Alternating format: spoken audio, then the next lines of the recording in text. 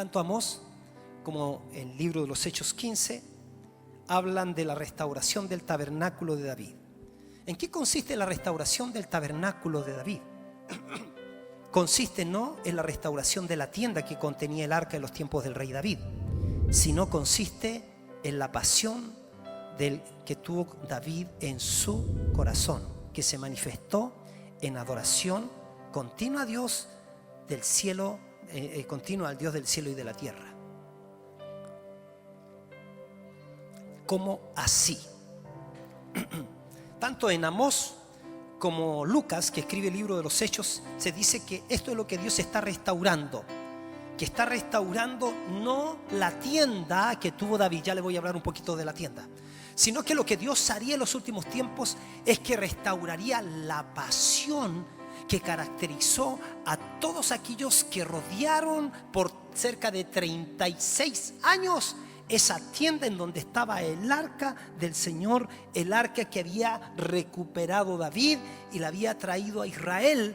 Y dice que cuando David trae el arca que había sido olvidada, se la habían robado a los filisteos y había sido olvidada en las fronteras de Israel por años.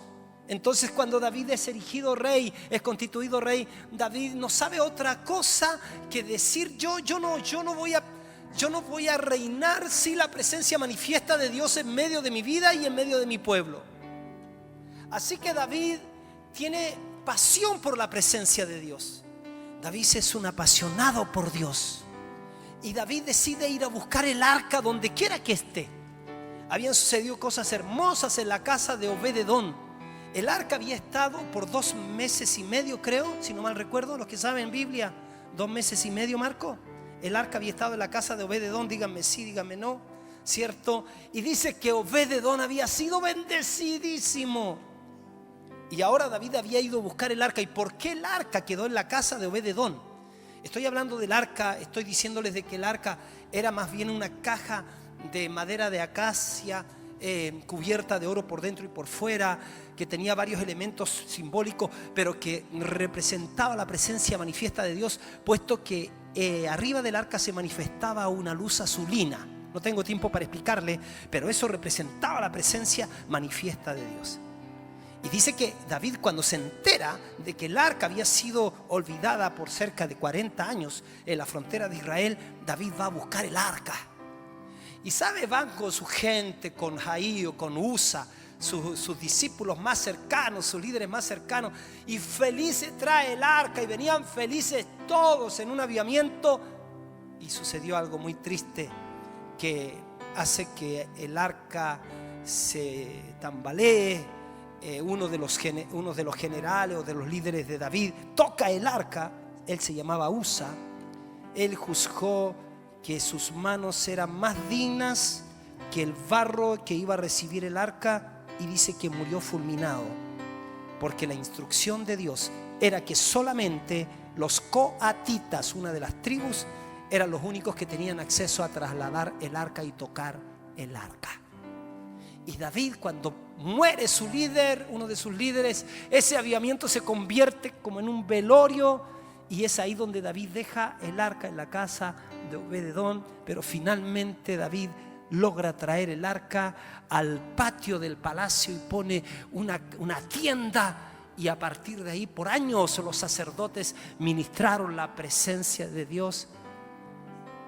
Ya, 3 meses en la casa de Obed-edom, gracias. Y de ahí para adelante la historia cuenta que Dios bendijo a Israel. Entonces, fíjense. Quiero que tengan en mente esto: la presencia de Dios estuvo ahí en Israel, manifestándose manifestándose a todo Israel, y habían hombres que estaban ministrando en adoración día y noche sin parar ahí en ese lugar. Eso fue conocido como el tabernáculo de David. David era uno de los apasionados de la presencia de Dios. Y fíjese, entonces ahora pasaron los años y empieza a ser derramado el Espíritu Santo sobre judíos y gentiles.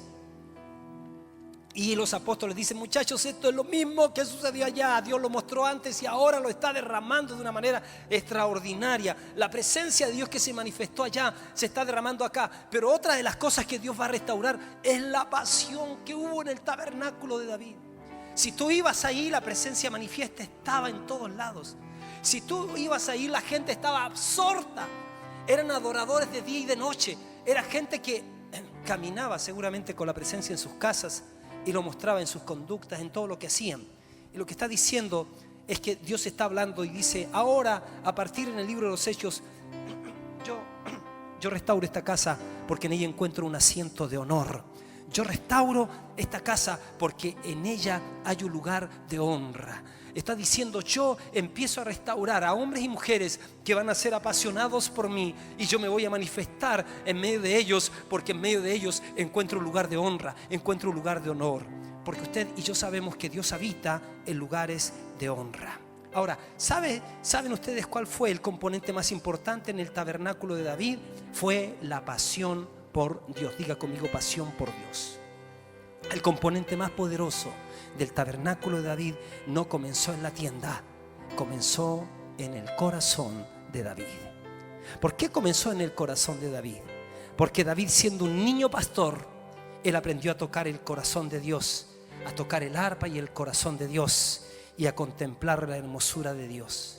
Su fascinación por Dios llegó al máximo florecimiento durante la campaña, su campaña para hacer retornar el arca del pacto a Jerusalén, lo que yo ya les hablé. David anhelaba conocer a Dios y hacerlo conocido. Cuando él asume como rey, decide traer el arca que había estado por muchos años olvidada en algún lugar de la frontera de Israel. Estoy repitiendo algunas cosas. Y todos sabemos que en su primer intento de traer el arca, pierde a Usa, quien juzgó que sus manos eran más limpias que la tierra que recibía el arca. Cuando tropezaron los bueyes, solo los coatitas podrían tocar el arca. Al morir Usa, David queda con una gran pregunta. Él dice: ¿cómo ha de venir a mí el arca de Jehová? Y dice: mi vida ni la vida de mi pueblo no tiene valor. En otras palabras, está diciendo eso: sin la presencia de Dios. David fue un apasionado por Dios, y él, como experimentaba la presencia de Dios, él sabía que con Dios se hace la diferencia. Usted y yo estamos acá para aprender que si Dios hace algo cuando los santos se reúnen, para aprender que cuando Dios te llamó, Él no te llamó para que tú lo tengas a Él distante. Él te llamó con sus brazos de amor. La gracia golpeó a tu puerta para decirte: yo me introduzco dentro de ti para bendecirte, para estar dentro de ti. No es una aberración lo que voy a decir, pero cada uno de nosotros somos un arca viviente. Cada uno de nosotros portamos la presencia de Dios. David, dice la Biblia, que fue un apasionado. Cuando tú lees Hechos 13:36, dice: porque David, después de haber servido el propósito de Dios en su propia generación, durmió. Porque David, después de haber servido al propósito de Dios en su generación, durmió. David sirvió en su generación al propósito de Dios. David era un apasionado por Dios. Fíjense, si nosotros atribuimos todos estos salmos a David, mire cómo podemos descubrir cómo él era de apasionado. El Salmo 132:1 dice: David quería construirle un templo a Dios. Y David quería sacar de ahí de la tienda ahora un templo para Dios. Y David decía así: Señor, acuérdate de David y de todas sus penurias. Acuérdate de sus juramentos al Señor, de sus votos al poderoso, al todopoderoso de Jacob. Y David decía: yo no gozaré del calor del hogar, ni me daré un momento de descanso. No me permitiré cerrar los ojos, y ni siquiera el menor pestañeo, antes de hallar un lugar para el Señor, una morada para el poderoso de Jacob. El otro día vi por la televisión que creo que fue en Costa Rica, los senadores y diputados estaban arrodillados pidiendo la bendición de Dios para el país. ¿Qué diferencia habría si de arriba abajo, del lado al otro lado, nosotros fuésemos gente que le manifestemos a Dios que venga sobre nuestra nación? Ahora, cuando a nivel gubernamental nos toca un grupo de personas por 4 años que se montan en el caballo de la soberbia y del orgullo, pensando que pueden en ese periodo determinar un destino para una nación, ignorando que el Dios Todopoderoso tiene una agenda para esa misma nación. Hermanos queridos, aunque falte gente ahí, no falta gente en otras partes, en otros lugares, en otros segmentos de la sociedad, en donde Dios ha puesto hombres y mujeres que tienen pasión de Dios y que dicen: Señor, yo te quiero en mi trabajo, yo te quiero en mi vida, Señor, yo te quiero en mi ciudad, Señor, yo voy a ponerme en la brecha para traer tu presencia. Yo voy a ser como David. Yo no espero vivir un día más sin tu presencia en mi ciudad, pero para eso tenemos que manifestar que somos gente apasionada por Él. David decía: mejor es un día en tu presencia que 1000 fuera de ellos. Él decía: me mostrarás la senda de la vida, en tu presencia y plenitud de gozo. Salmo 16:11. Él decía en el Salmo 73:25: ¿a quién tengo yo en los cielos sino a ti? Y fuera de ti nada deseo en la tierra. En el Salmo 27:4 dice: una cosa he demandado al Señor y esta buscaré, que esté yo en la presencia del Señor todos los días de mi vida. Pero ¿sabe para qué? Para contemplar la hermosura del Señor y para inquirir en su templo. Sígame, por favor. David no solo fue un apasionado por Dios, no fue solamente el único. La gente de su tiempo fueron apasionados por Dios. Pero no solamente en el tiempo de David encontramos apasionados por Él. El mismo Señor Jesucristo tuvo discípulos que se relacionaron en distintos niveles de intimidad con Él. Ustedes se recuerdan que cuando Jesús vino a la tierra, dice que Dios tabernaculizó en Cristo Jesús. Entonces gente andaba alrededor de Él, las multitudes le seguían, los religiosos los perseguían, pero hubo gente que gozó de algunos niveles de intimidad, gente que de alguna manera acusó ser apasionados por Él. Los 72, por ejemplo, a quienes eligió para anunciar el evangelio del reino, ellos tuvieron un tipo de relación con el Señor. Esos 12, los 12 apóstoles, tenían otro tipo de compromiso con el Señor y de entrega. También escogió a 3 de entre los 12 que tuvieron privilegios especiales, y aún de entre esos 3 escogió a uno llamado Juan, que llegó a ser nombrado como el discípulo a quien Jesús amaba. Ustedes recuerdan de ese relato, ustedes recuerdan de Juan. ¿Qué es o cómo es que Juan llegó a ser el discípulo amado? Porque la Biblia dice que él llegó a ser un discípulo a quien Jesús amó. ¿Acaso Jesús hace acepción de personas? La verdad es que no. Pues el lugar que tuvo Juan, inclinado en el pecho de Jesús, estuvo disponible para toda la gente. Lo que quiero decirte es que fue el amor lo que atrajo a Juan a una intimidad con Jesús. Ese amor, esa pasión que era más profunda que el acercamiento que expresaron los otros discípulos alrededor de Jesús.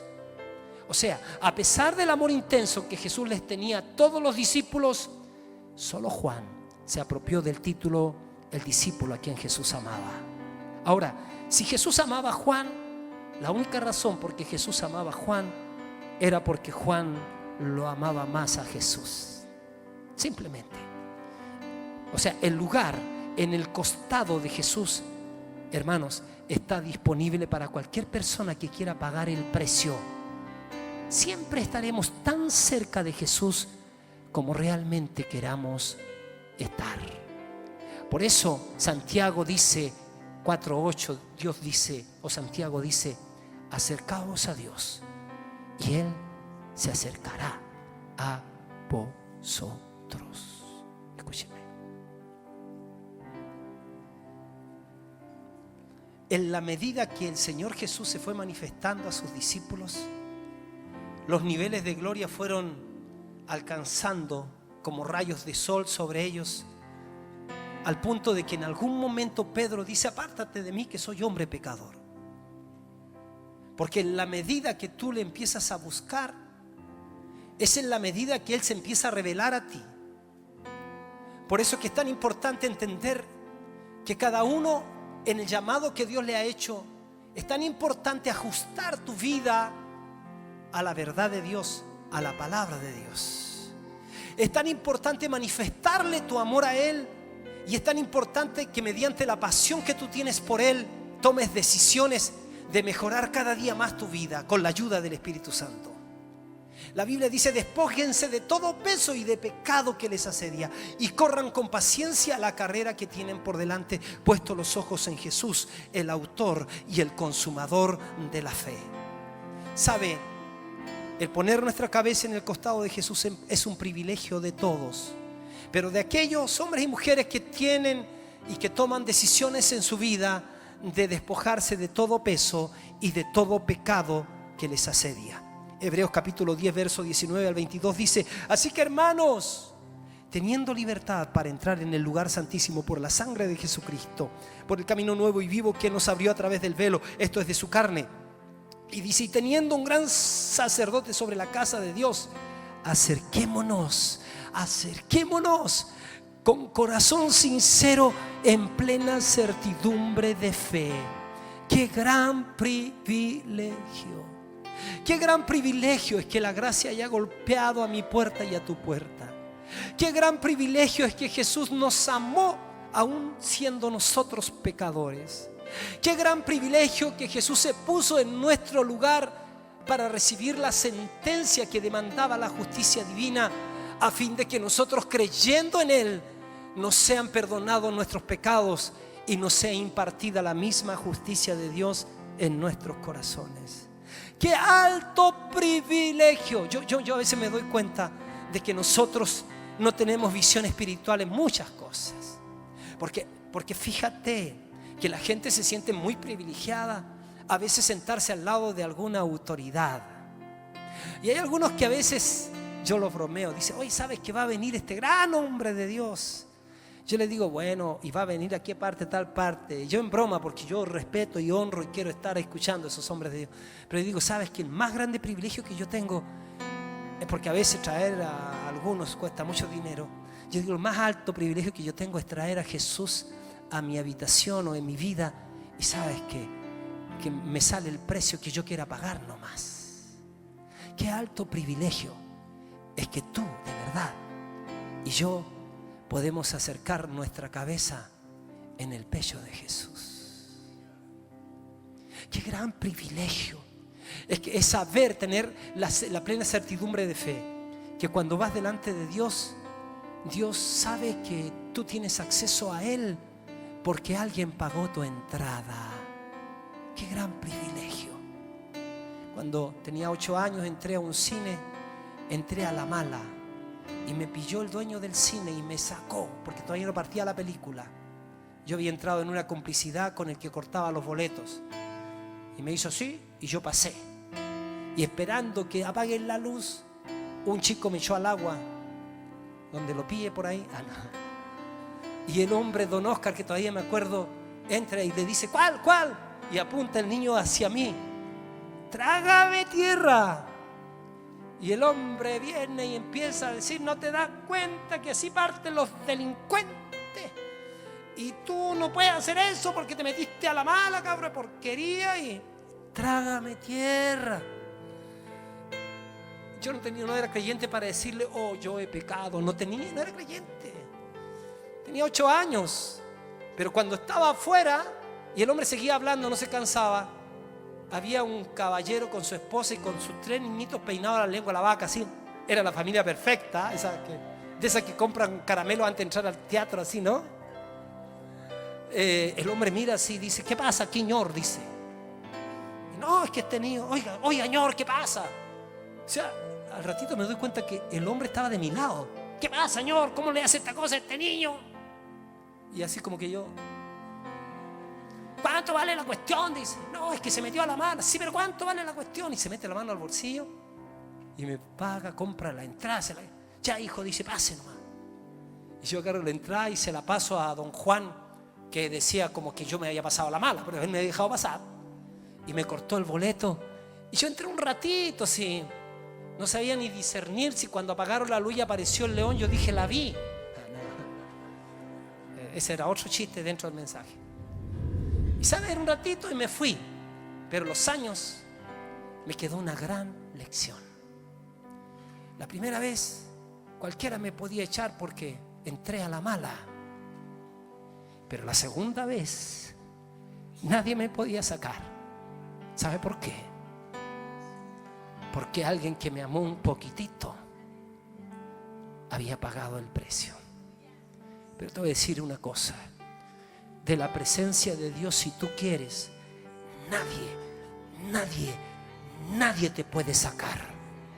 Si tú te presentas delante de Él en las condiciones que Él te ha dicho, confiando en el sacrificio que Él hizo, nadie te puede sacar. ¿Sabes por qué? Porque hay uno que no te amó un poquitito, te amó totalmente. Porque de tal manera amó Dios al mundo, que dio a su Hijo Jesucristo para que todo aquel que en Él crea no se pierda, mas tenga vida eterna. Y Dios muestra su amor para con nosotros en que, siendo aún pecadores, Cristo murió por nosotros. Qué gran privilegio. Yo creo que esto hay que puro celebrarlo.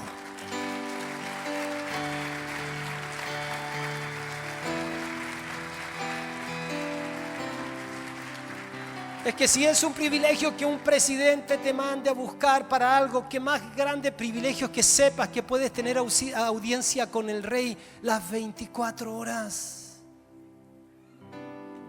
La gente tiene problemas porque ha convertido la relación con Dios en una religión y piensa que para hablar con Dios tienen que ir con un discurso grande y tienen que usar palabras como: oh Dios, vengo delante de tu augusta presencia para, en primer lugar, decirte que si me puedes dar un kilito de pan.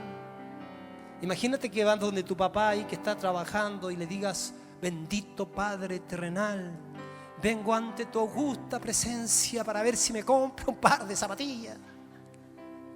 No, tú te acercas delante de Él, papito, y Él te dice: hijo, te quiero. Yo estoy entendiendo ahora que soy abuelo, no parece, pero que soy cachiporro. Pero me encuentro a mis nietas y me las doy de beso cuando me las encuentro, donde me las pillo. ¡Qué maravilla! Y yo digo, si yo, siendo imperfecto, con cosas por concluir en mi vida, me muevo así, ¿cuánto más se debe derretir Dios? Y no es cachiporreo, se debe derretir Dios por nosotros. Mis queridos, apréndase esto, diga conmigo: no me voy a gloriar, diga, en cuanto yo amo a Dios. A ver, no me voy a gloriar por el amor que yo le tengo a Dios. Me voy a gloriar en el amor que Él me tiene a mí. Gloríese en eso, diga: Él me ama, Señor, me amas tanto. Me amas tanto que no lo puedo. Es que nos ama. Es que la religión nos dice que Dios está como el réclame de Madensa, ¿cierto? Dice que entraba la persona a la tienda y iban a tocar Madensa y le pegaba a la cuidadora. Dios me ama. Dígale al que está al lado suyo: Dios te ama. Ahora, dígase para sí mismo, dígase: desde ahora voy a poner mi cabeza en el costado de Jesús. Diga: voy a poner mi cabeza en el pecho de Jesús. Diga: ahora voy a estar delante de Él y a veces voy a doblar mis rodillas y no le voy a decir nada, simplemente voy a suspirar. Dígalo, porque eso puedes hacer. Cierra la puerta de tu cuarto, el baño, la cocina, donde te quieras meter. No necesariamente tienes que estar en una cosa incómoda pensando que Dios dice: ya, incomódate más porque así te quiero ver gusano. No. Él dice: me agrada tanto tu amor, me agrada tanto que yo te haya rescatado y yo estoy haciendo la obra que comencé en ti. Eso es gracia. Ahora, escúchenme, porque aquí hay una inflexión en la palabra. Porque este es el gran privilegio de que te estoy hablando. Pero ante tan grande privilegio, ¿crees tú que gente llamada cristiana se esté conformando con menos? Tú me dices que no, pero yo creo que sí. Porque mientras yo te estoy diciendo que tenemos acceso al corazón de Dios, mientras te estoy diciendo que podemos poner nuestra cabeza en el pecho de Jesús, mientras te estoy diciendo que podemos escuchar de sus amores, mientras te estoy diciendo que podemos recibir sus caricias, sus consuelos, su dirección, mientras te estoy diciendo eso, hay gente que no ora. Hay gente que se levanta en la mañana y dice, si tengo que hacer ya a afeitarse o a ponerse ropa, echarse perfumito, la ducha primero, ¿no es cierto? Se cambia la ropa mientras pone la tetera, ¿cierto? Y se hace el desayuno y se tiene que ir porque tiene que llegar a la hora donde el jefe y ya se le va el día. Entonces, Señor, bueno, en la noche te mando un email. Y a veces el email es mal hecho porque las personas están quedando dormidas y le dice, Señor, quiero decirte que te perdono todos los pecados. Le perdonan los pecados a Dios porque están durmiéndose. Entonces en la teoría usted dice, sí, claro, pero ante el gran privilegio hay gente que se está conformando con menos. Yo creo que sí, que hay gente que se está conformando con menos, ya que una evidencia de la pasión por Jesús es que siempre la pasión por Jesús provocará compasión por la gente. Siempre, siempre. Venga, hijo, acérquese. Tiene que estar ahí para que esto resulte. A ver ahí, ya ponga su cabeza acá. Él es apellido Gracia más encima. Ya, pero abráceme con las dos manos. Estos son los abrazos que damos nosotros, así, de esos abrazos así como medio toro para el degolladero, así. Si esto fuera la imagen con el Señor, ¿sabe que tú no escucharías el cardiac? Tutun, tutun, tutun, tutun. Sino que lo que vas a escuchar es que ninguno se pierda, que todos se salven, que ninguno se pierda, que todos se salven, que ninguno se pierda, que todos se salven, que ninguno se pierda, que todos se salven, que ninguno se pierda, que todos se salven, que ninguno se pierda, que todos se salven. Ese es el corazón de Dios. El Señor no está satisfecho por los que están. El Señor tiene compasión por los que faltan. Mi postulado es que si no hay compasión por la gente, es porque se descuidó la pasión por Jesús. No conozco suficiente el corazón de Dios. Súmese usted a la experiencia sublime de la transfiguración. ¿Se acuerda usted de la transfiguración? Cuando los discípulos están ahí en el monte y Jesús se transfigura. Métase a esa experiencia. Y usted queda absorto ahí ante esa presencia sublime, maravillosa. Usted dice, yo quiero quedarme aquí siempre. Yo quiero hacerme una enramada para ti, para él, Pedro, para otro y una cuarta para mí. Yo quiero estar aquí. Pero usted está ahí y óigase decirle al Señor, Señor, que seamos 4 enramadas. Y Dios le va a decir a usted, el Señor le va a decir, hay que descender del monte porque una gran multitud os saldrá al encuentro. Eso fue lo que le dice. Hay que descender del monte. O sea, viviremos por la eternidad con Él. Y no debemos de descuidar la relación con Él. Tenemos que empujarnos, tenemos que ser gente que se levante temprano. Pero que se levante temprano no solamente para amarlo a Él, sino para ponerse al servicio de Él, que es lo más difícil, y decir, úsame a mí, Señor. No es coherente que te caracterices por orar y no hayas ganado a nadie para Cristo. No es coherente. Porque eso significa que le dijiste, estoy delante de ti, pero no estoy a tu disposición. Y a la verdad que la mies es mucha y lo que falta son obreros. Lo que falta son personas que hagan arreglos con su agenda. Lo que falta son personas que capten el corazón de Dios, que sientan el latir de Dios. Este es el espíritu del tabernáculo de David. Solo con esta pasión por Jesús es que el resto de los hombres conocerá al Señor. ¿Acaso no dice eso? Restauraré el tabernáculo de David que está caído para que el resto de los hombres conozca a Dios. ¿Cómo el resto de los hombres va a conocer a Dios? Es porque va a haber un pueblo primero que se va a empapar de la pasión por Dios. Cuando tiene pasión por Él, Dios le habla al corazón. Ellos se llenan de la compasión que hay en el brote de Dios, que hay en el corazón de Dios. Dice que se le conmueven las entrañas a Dios. Él te participa de eso. Y por eso que en el pasado hubo gente que miró más allá de sus propios países. Vinieron de Europa, vinieron de Estados Unidos a estas tierras. Gente que fueron asesinados, gente que murió en la travesía, gente que entregó hasta lo último de su vida porque nosotros tengamos la palabra de Dios, gente que entendió el compromiso con Dios, gente que no vio cristianismo como un método de consumo en donde Dios me va a proveer para satisfacer mis necesidades temporales y punto.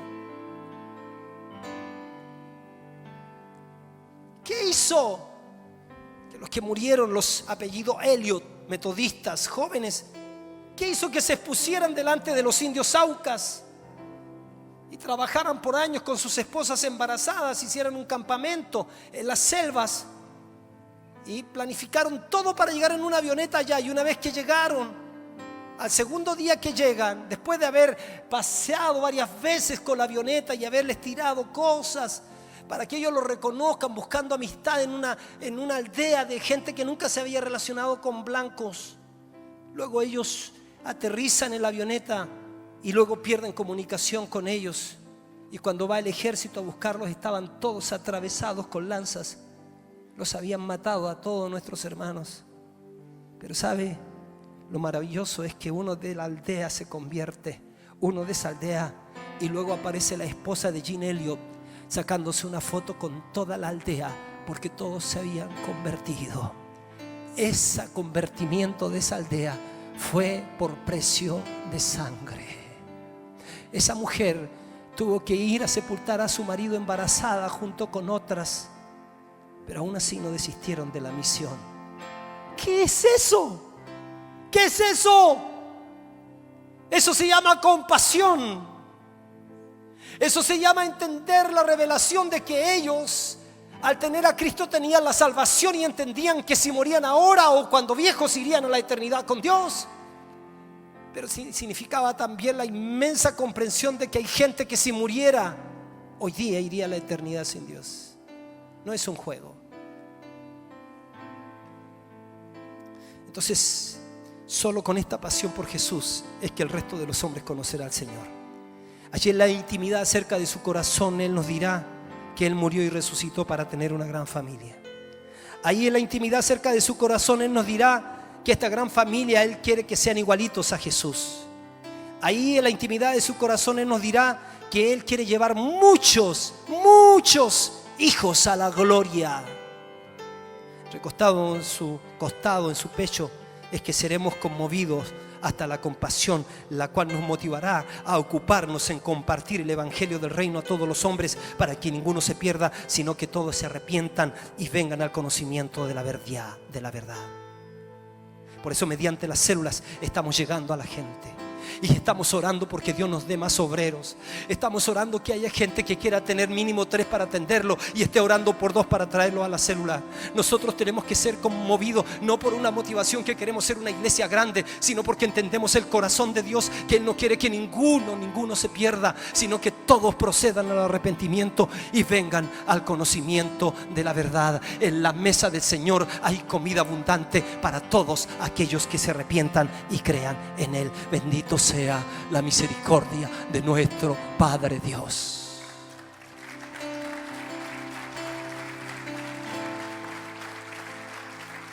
Jesús, el motor en el interior de Jesús fue la compasión.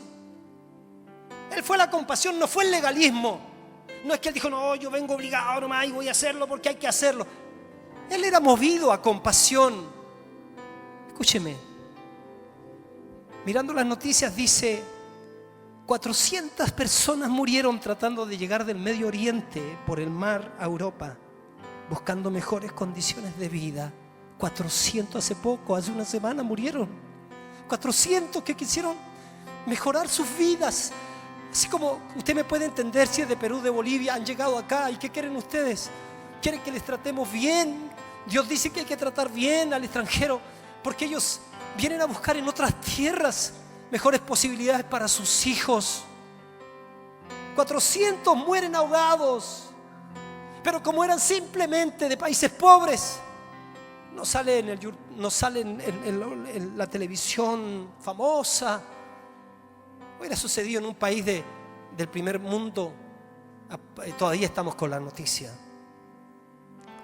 Los desaparecidos en el norte de Atacama por los aluviones son más de 100 personas. Sube la cifra. Miles perdieron sus casas. Millones no conocen a Cristo. ¿Qué sientes? ¿Qué piensas? ¿No te interesa? ¿No te tocó a ti? Jesús vio la multitud y tuvo compasión de ellas. Estaban desamparadas y dispersas como ovejas que no tienen pastor. Él dijo, la mies es mucha, La mies son los perdidos. Los obreros son pocos. Los obreros son los salvados. La mies es mucha. Los obreros son pocos. Él ruega y dice: rueguen ustedes al Señor de la mies que envíe obreros a su mies. El ruego tiene que oírse en el cielo. El ruego tiene que oírse en el cielo. Escúchenme. El otro día creo que Aníbal me dice: Guillermo, yo creo que tú eres evangelista. Sí, le digo: oye, ¿tú crees? Claro, me dice. Yo creo que tienes razón. Porque toda mi vida, mira, si tú me pones en una plataforma, yo no tengo problema de hablar. Si lo que más hago es hablar. Tengo 5 hermanos sordos que no hablan, pero yo hablo por esos 5. El don me lo insertó Dios a mi vida.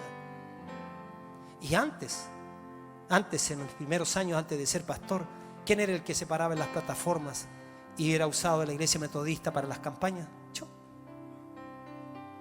Y sabe, durante toda mi vida he tenido que tomar una decisión: meter el gol yo, tirar el córner y venir y después pegar el gol y salir la foto, o entender lo que Dios dice, reproducirnos en otros, trabajar para que otros tomen el espíritu, tomen la compasión, entiendan y se dedican cada uno a potenciarse creyéndole a Dios. Dios te necesita más de lo que tú crees. Alguien puede decir: es que no, Dios no necesita de nadie. ¿Sabe qué? Para que nazca Jesús necesitó de una María. Para que sea preservada la tierra, la humanidad necesitó de un Noé que creyera y se pusiera de acuerdo con él. Para liberar al pueblo de Israel necesitó Moisés. Para que dar a luz al pueblo de Israel tuvo que haber alguien que le creyera a Dios. Fue Abraham. Dios dijo que todo lo que atemos en la tierra, Dios lo va a atar en el cielo. Le dio la autoridad al hombre para que el hombre colabore con Dios. El diablo también busca colaboradores y tiene la gran mayoría de la gente que atornilla al revés. Nosotros somos los aliados del Dios creador del cielo y de la tierra. Lo último que tengo para decirle por esta ocasión: el ruego tiene que oírse, mis hermanos, en el cielo, para que el Padre envíe obreros a su mies. Jesús vio las multitudes y dice que las vio como ovejas dispersas y desamparadas, y como ovejas que no tienen pastor. Y tú, cuando ves lo que está pasando en el mundo, lo que nos hace ver la televisión, que bueno, que los buenos, ¿cierto? Los del primer mundo van a matar a los malos.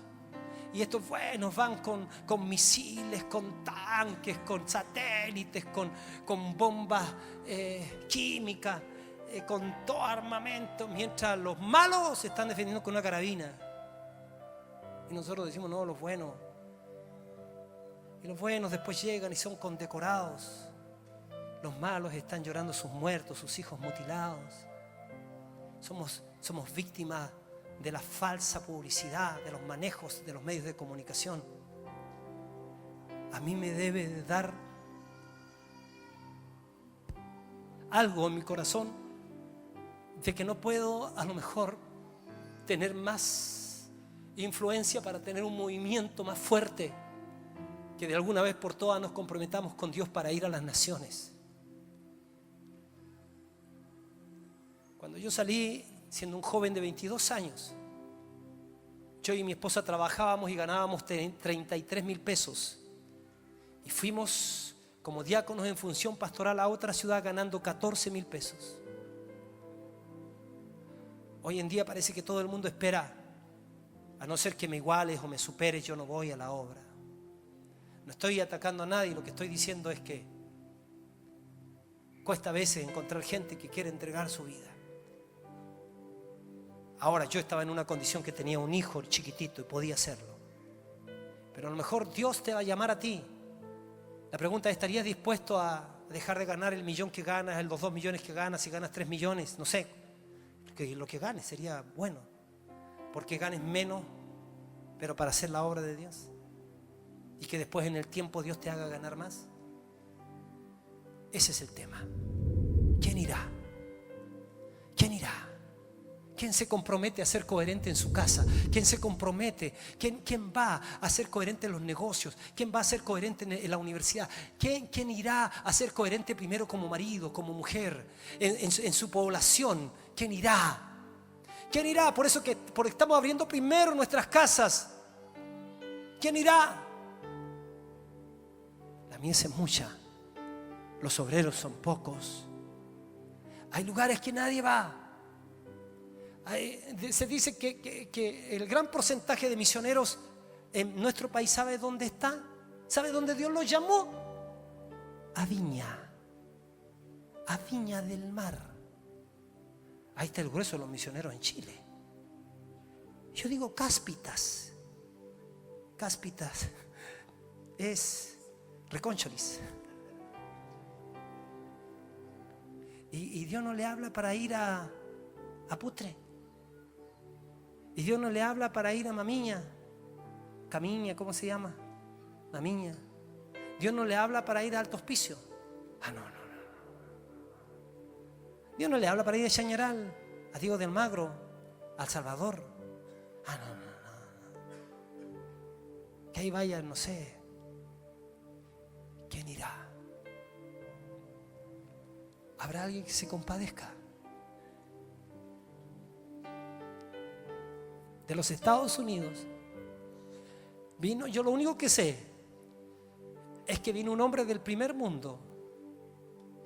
No sé si le pagaron o se los pagó, pero vino a Chile dispuesto a ir a predicar a una pequeña capillita metodista del Cerro de la Cruz, en donde si habían 11 personas era avivamiento. Pero ese hombre dijo, ahí estoy. Llegó a Chile, ¿dónde me mandan? Ahí venía el gringuito Roger Canehan. Y al gringuito Roger lo mandaron a Iquique con un equipo, y acá se quedó el otro equipo. La iglesia principal estaba en el centro y la pequeña capillita en el Cerro de la Cruz. Así que cuando lo sortearon, el gringuito tuvo mala suerte, lo mandaron para arriba. Pero a lo mejor el corazón de él era el correcto corazón, porque fue con gozo a predicar a un grupo de 11 personas. Predicó el último día. Y el último día entró un jovencito de 16 años, atrapado de la droga, con una hippie. Y por la insistencia del portero, entró. Y el portero fue inteligente porque lo hizo pasar y se puso en la puerta como guardia. Como diciendo, aquí usted no se va rápido, hijito. Ese día, ese gringuito predicó. Hizo un llamado que se demoró como 7 minutos o 10 minutos para que un joven que estaba en el fondo, el único que no era cristiano, pasara junto con la niña. Y yo pasé. Ese hombre oró por mí y al otro día se fue a Estados Unidos pensando que a lo mejor su misión había sido un aborto, que a lo mejor había sido un fracaso. Yo en algún momento quise encontrarme con él, pero me enteré que había partido, está graduado. A lo mejor Dios ya le habló, ya le dijo, mira. Pero vino por compasión. ¿Valió la pena?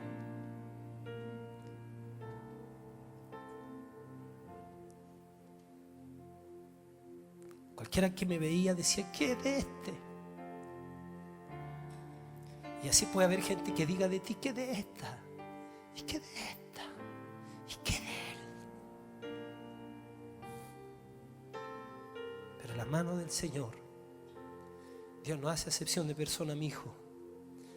No pierdas la oportunidad de entregarte ahora que eres joven, de serle fiel ahora que eres joven. Pase lo que pase, Dios tiene grandes propósitos contigo, hijo. No pierdas la oportunidad de consagrarte.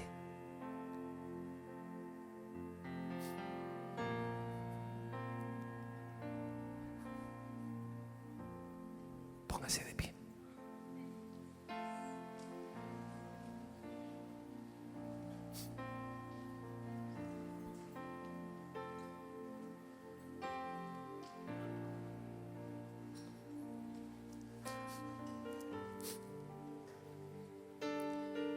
Hermano,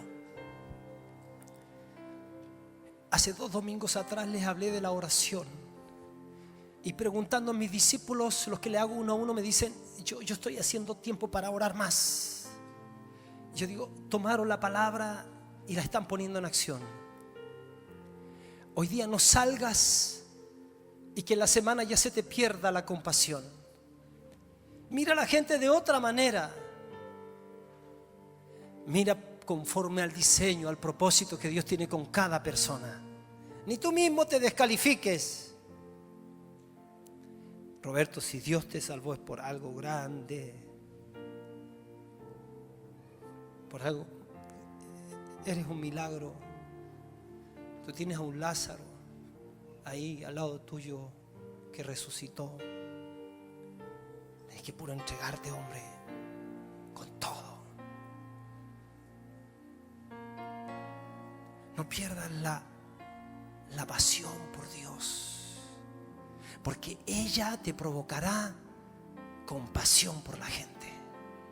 Hará que cambies tu agenda y hagas los arreglos.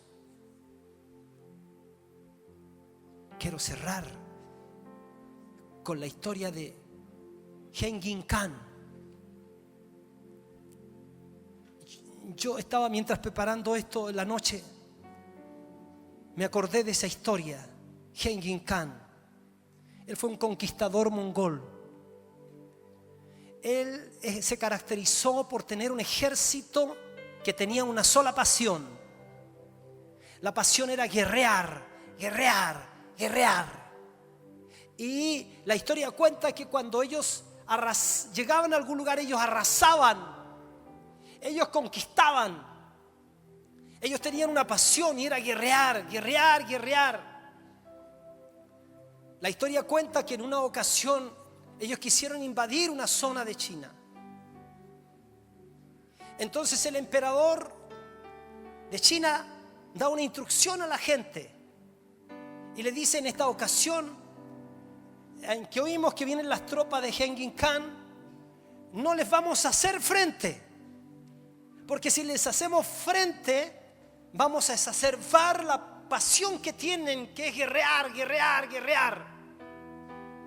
Lo que vamos a hacer es que los vamos a tratar con bondad, los vamos a saludar, le vamos a dar la bienvenida, le vamos a ofrecer alimento al ejército que viene cansado, los vamos a hospedar.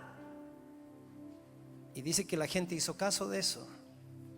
Fue una de las únicas batallas que Hengin Khan no ganó, porque aun cuando no lo mataron ahí, después que ellos estaban seditas, porque los atraparon y lo hicieron perder lo hicieron perder en la estrategia de la rana. Usted sabe cómo hay 2 maneras de matar una rana. Tú tomas una rana viva y la echas a una olla de agua hirviendo y la rana, y cierto, y capaz que te chapotee y te quemas. La otra manera de cocer a una rana es ponerle en agua tibia a fuego lento. Ay, la rana, y no se da ni cuenta cuando está cocinada. Así fue la derrota de Hengin Khan.